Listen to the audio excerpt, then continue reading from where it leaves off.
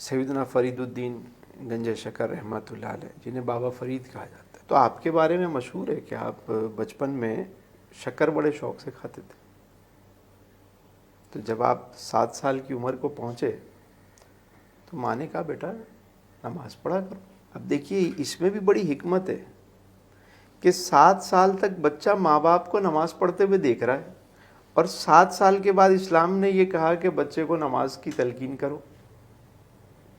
تو پتہ چلا 7 سال تک جب وہ بچہ دیکھے گا تو وہ تو ہو سکتا ہے خود سے بھی شروع کر دے، نہ کرے تو آپ اس کو تلقین کریں کہ وہ شروع کر دیں۔ اب آپ کی والدہ نے فرمایا کہ بیٹا نماز پڑھا کرو۔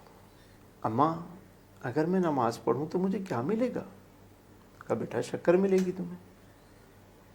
پتا تھا بچہ شکر شوق سے کھاتا ہے۔ ہمارے یہاں جیسے بچہ کوئی میٹھا شوق سے کھاتا ہے، چاکلیٹ شوق سے کھاتا ہے، بنٹی شوق سے کھاتا ہے، بیٹا شکر ملے گی۔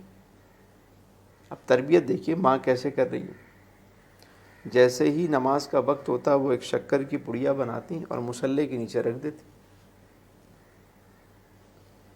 وضو کر کے وہ کھڑے ہوتے ہیں، سلام پھیرتے، اماں شکر، بیٹا مصلی اٹھاؤ، مصلی اٹھاتی، نیچے سے شکر نکلتی، خوش ہو جاتے۔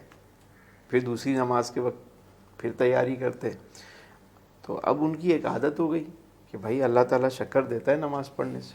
اب یہ عادت اتنی پختہ ہو گئی کہ مصلی والدہ بچھاتی تو نیچے شکر رکھ دیتی۔ ایک دن ایسا ہوا کہ باہر بچوں کے ساتھ کھیل رہے تھے، روزانہ گھر پہ وضو کرتے تھے، آج باہر نہر پہ وضو کر لیا۔ روزانہ والدہ مصلی بچھاتی تھیں، آج خود بچھا کے کھڑے ہو گئے۔